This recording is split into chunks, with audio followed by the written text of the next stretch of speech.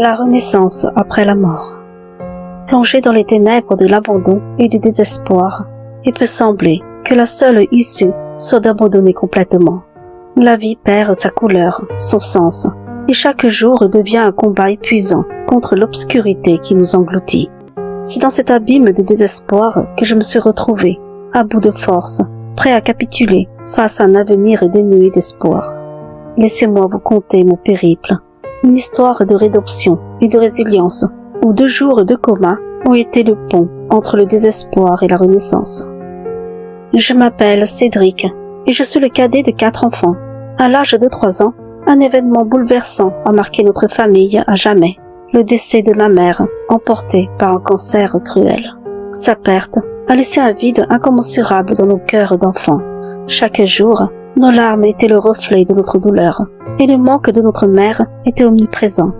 Dans ces moments de désespoir, mon père a été notre refuge. Il nous serrait contre lui chaque nuit, dans une étreinte chaleureuse, pour apaiser nos peines et nous réconforter dans notre chagrin. Plus tard, mon père a refait sa vie avec une veuve qui avait déjà 2 enfants. Elle est ainsi devenue notre belle-mère. Au début, tout semblait parfait au sein de notre nouvelle famille recomposée. Nous ne manquions de rien et l'harmonie régnait. Mais, vers mes 12 ans, des fissures ont commencé à se former dans cette façade de bonheur. Je me suis rendu compte que ma belle-mère montrait des préférences marquées envers ses propres enfants, alors que mon père continuait de nous choyer, nous, ses enfants. Peu à peu, les désaccords entre eux se sont amplifiés, principalement autour du désir d'avoir un enfant ensemble. Lorsque ma belle-mère est tombée enceinte et a donné naissance à un petit garçon, il semblait incarner tout l'amour et l'attention de la famille. Avec le temps, mes sœurs aînées se sont mariées. Mon frère a trouvé du travail après ses études et a quitté le foyer familial. Et puis, il ne reste plus que moi, les 2 enfants de ma belle-mère et le petit dernier de la fratrie. C'était une période difficile pour moi, surtout alors que j'étais au lycée. Ma belle-mère a commencé à changer de comportement à mon égard. Peut-être que les tensions couvaient depuis longtemps, attendant que mon frère et mes sœurs quittent la maison pour éclater. Mon père travaillait jusqu'à tard le soir, ne rentrant qu'aux alentours de 22 heures, parfois 23 heures, laissant ainsi la maison dans une atmosphère pesante où je me sentais de plus en plus isolée et mal aimée. Ma belle-mère avait fait faire des doubles de clés pour ses enfants au collège, mais ne m'avait jamais donné la mienne.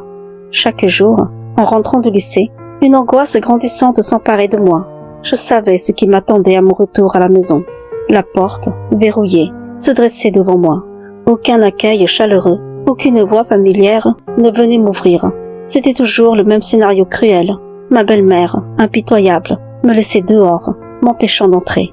Les minutes s'écoulaient lentement, chaque seconde devenant une épreuve insurmontable. Je devais endurer ce calvaire jusqu'au retour de mon père, tard dans la nuit, après sa journée de travail. L'attente était un supplice, un véritable chemin de croix où l'isolement et l'abandon se faisaient les seuls compagnons de mes pensées tourmentées. Les hivers étaient les plus cruels. Le froid mordant pénétrait jusqu'à mes os, faisant frissonner chaque parcelle de mon être. Chaque soir, alors que la nuit tombait, je me retrouvais à errer dehors, abandonné à mon sort. La porte demeurait obstinément close, insensible à mes supplications muettes. À chaque fois que mon père tentait d'intervenir, sa voix chargée d'inquiétude et d'impuissance, ma belle-mère ripostait avec une froideur calculée.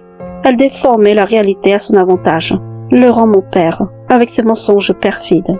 Elle décrivait un tableau où c'était moi qui provoquais les conflits, moi qui refusais obstinément de rentrer et qui préférait l'attendre, seul et gelé, jusqu'à ce qu'il revienne du travail. Parfois, elle allait jusqu'à accuser mes absences en prétendant que j'étais partie m'amuser, juste pour revenir à l'instant même où mon père franchissait le seuil de la maison. Les rares fois où mes demi-frères osaient ouvrir la porte pour me laisser entrer, c'était un acte de compassion envers leur propre frère. Mais leurs gestes charitables étaient aussitôt étouffés dans l'œuf par les réprimandes froides et impitoyables de ma belle-mère. Elle leur interdisait catégoriquement de m'aider, faisant peser sur eux la menace de son autorité implacable. Chaque soir était une épreuve, une confrontation avec la cruauté du monde, où même les gestes les plus tendres étaient étouffés par l'ombre de l'indifférence. Chaque jour qui passait, une lourdeur oppressante s'installait en moi, une obscurité envahissante qui étouffait tout espoir. Mes résultats scolaires glissaient inexorablement vers le bas, reflétant le chaos qui régnait dans mon esprit tourmenté. À l'école, l'envie d'apprendre s'était évanouie, noyée dans un océan de désespoir. Les visites au cimetière étaient devenues mon refuge, un lieu de communion silencieuse avec ma mère décédée. Les larmes coulaient librement sur mes joues alors que je me tenais devant sa tombe, implorant dans un murmure brisé. « Maman, où es-tu? Je me sens si seule, si abandonnée. J'aimerais tant être près de toi, que tu viennes me chercher. » Les mensonges incessants de ma belle-mère ont fini par ronger la confiance de mon père. Avec mes études en chute libre, je n'étais plus que l'ombre de l'enfant qu'il avait autrefois aimé. La douleur qui me consumait de l'intérieur devenait insupportable, une charge trop lourde à porter. Je ne voyais plus aucun éclat d'avenir dans ce tunnel sans fin, aucun espoir à l'horizon. Mon unique désir était de fuir ce monde de souffrance. Même lorsque la maladie me frappait, je refusais les médicaments, espérant secrètement que ces bras invisibles m'emporteraient vers un repos éternel. Mais à chaque fois, contre toute attente, je guérissais, ramené à une réalité qui semblait n'être que douleur et désolation. Chaque jour qui passait, je sentais le poids de l'agonie s'alourdir sur mes épaules, un fardeau insoutenable qui semblait écraser chaque parcelle de mon être. Je savais que si je me contentais d'attendre que la maladie m'emporte, je pourrais attendre éternellement, mais même cette issue semblait me fuir. La cruauté de ma belle-mère atteignait des sommets de perfidie. Elle me privait de repas, m'écartant de la table familiale sans la moindre once de pitié. Aucun reste n'était épargné pour moi. Tout était jeté sans remords dans la poubelle. Chaque jour, je perdais un peu plus de poids, mon corps se consumant lentement par le manque de nourriture. Épuisé par cette lutte incessante, je trouvais refuge dans le sommeil, cherchant à fuir la réalité oppressante qui m'encerclait. Dans cet abîme de désespoir, toutes les pensées convergeaient vers une seule issue, la fin de cette souffrance intolérable. Un jour, j'ai pris ma décision et je me suis dirigé vers les rails, près de la gare.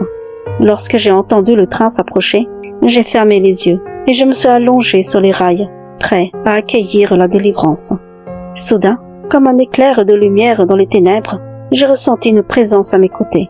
J'ai ouvert les yeux, incrédule, pour découvrir ma mère qui se tenait là, à mes côtés. Sa voix douce a brisé le silence. « Mon fils, que fais-tu allongé ici ?» Ébranlé par cette rencontre surnaturelle, je me suis levé précipitamment, m'écartant des rails juste à temps pour sentir le souffle du train frôler ma peau. Quand j'ai regardé autour de moi, ma mère avait disparu, laissant derrière elle un sentiment de réconfort et d'émerveillement mêlé d'incrédulité. Tremblant d'émotion, j'ai regagné la maison, portant avec moi le souvenir de ce moment miraculeux qui avait insufflé une lueur d'espoir dans les ténèbres de ma vie.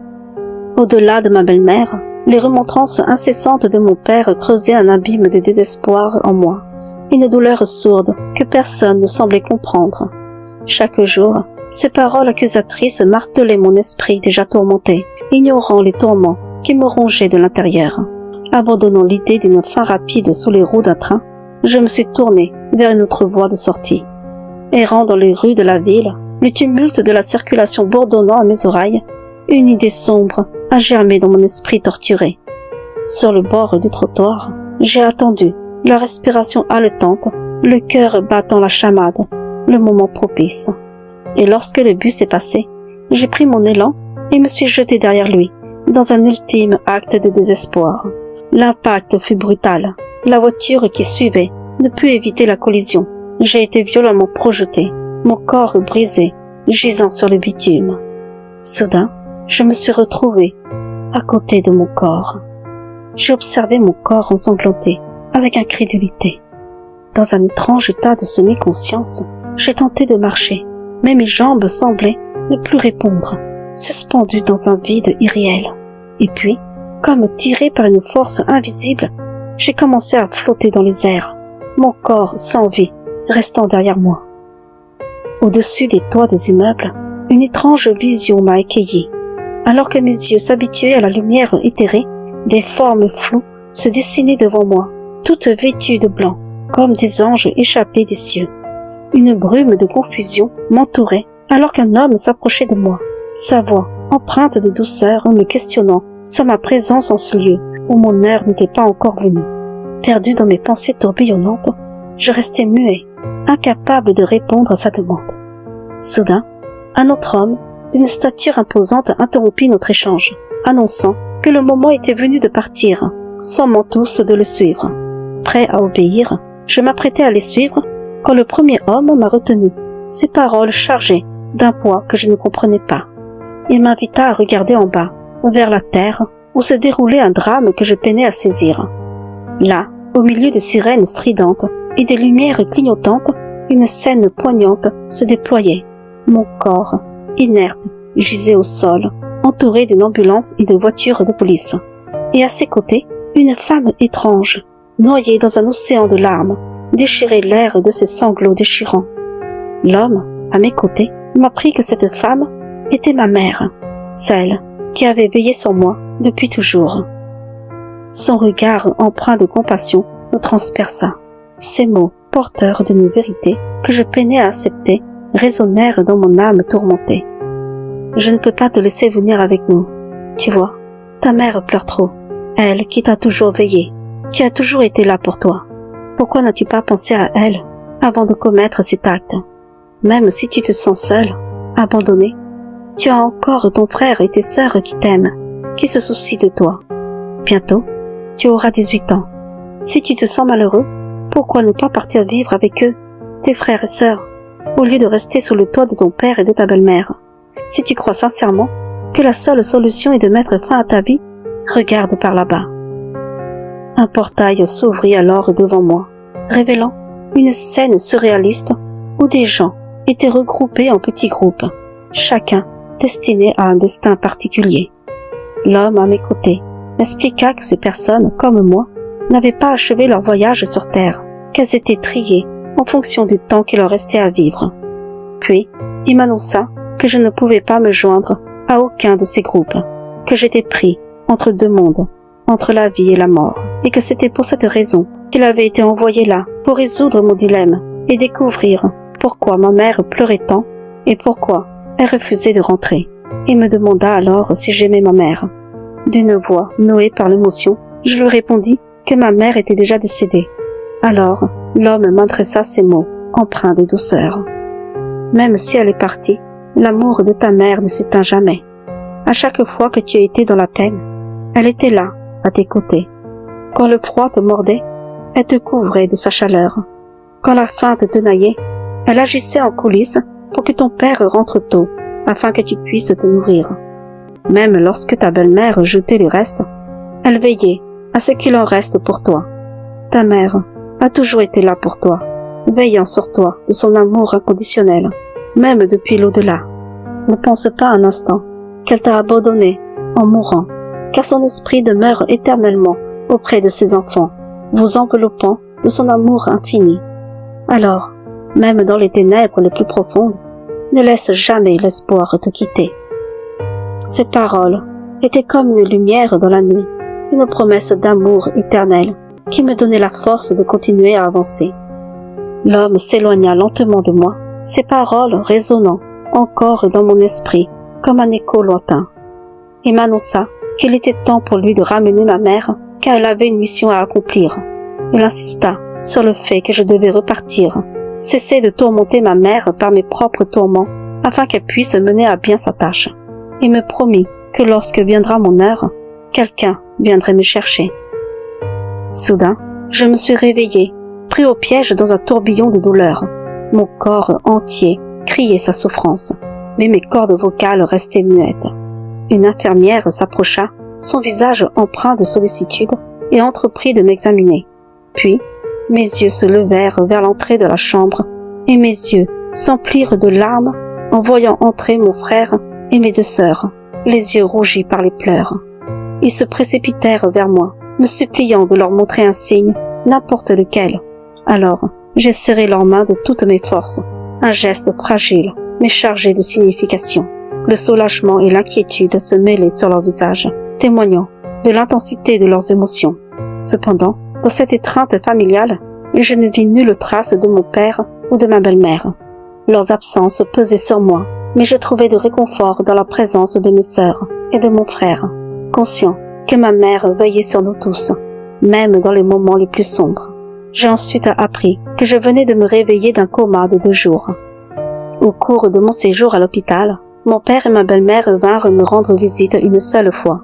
Malgré les caresses apaisantes de mon père sur ma tête, son regard empreint de compassion, ses paroles semblaient s'évaporer dans le vide, vidées de toute signification à mes yeux. D'un autre côté, les reproches acerbes de ma belle-mère, ses sermons chargés de blâme, résonnaient dans la pièce comme des coups assénés à mon cœur déjà meurtri. Pourtant, aucune de leurs paroles ne trouvait plus écho en moi. Mon esprit était fermé à leurs discours, barricadé derrière un mur d'indifférence, insensible à leurs tentatives de communication. Le jour de ma sortie de l'hôpital, c'est mon frère qui est venu me chercher. Alors que nous quittions l'établissement, une étrange sensation m'a fait me retourner. Et là, devant l'entrée de l'hôpital, un sourire radieux illuminait le visage de ma mère. Ses yeux ne versaient plus de larmes. Mais, en un battement de cils, la vision de ma mère s'est métamorphosée en celle d'une infirmière qui est retournée à ses tâches à l'intérieur de l'établissement. Malgré la confusion, une lueur de bonheur s'est insinuée en moi, sachant ma mère désormais sereine, libre de se consacrer à sa mission. Je n'ai jamais partagé cette expérience avec mon frère, ni mes sœurs, craignant d'être jugé comme fou. De retour à la maison, face à l'hostilité grandissante de ma belle-mère, qui ne voulait plus de moi sous son toit, j'ai pris la décision de partir vivre avec mon frère.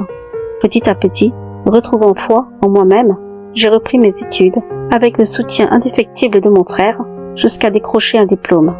Par la suite, j'ai trouvé un emploi et rencontré l'amour. Ce sont mon frère et mes sœurs qui m'ont accompagné dans cette nouvelle étape de ma vie, m'offrant leur soutien précieux pour mon mariage. Ainsi, j'ai fondé ma propre famille, tout en restant proche de mon frère et de mes sœurs, témoins privilégiés de mon cheminement vers la reconstruction et le bonheur retrouvé. Aujourd'hui, alors que les années ont marqué mon visage, je suis comblé de bonheur en compagnie de ma femme et de mes enfants. Aux côtés de mon frère et de mes sœurs, nous continuons à nous soutenir mutuellement comme une famille unie malgré les épreuves du passé. Je voudrais vous dire, à vous tous, que la vie nous réserve parfois des périodes sombres, des moments de profond désespoir où le monde semble s'effondrer autour de nous. Certains succombent à la folie, d'autres envisagent de mettre fin à leur jour. J'ai moi-même traversé ces ténèbres, c'est pourquoi je tenais à partager mon expérience avec vous. Je veux vous rappeler l'importance d'être de bons parents pour vos enfants, peu importe leur origine. Aimez-les sans réserve, sans préférence, et efforcez-vous de ne jamais nourrir de regrets ni de remords lorsque viendra le moment de quitter ce monde.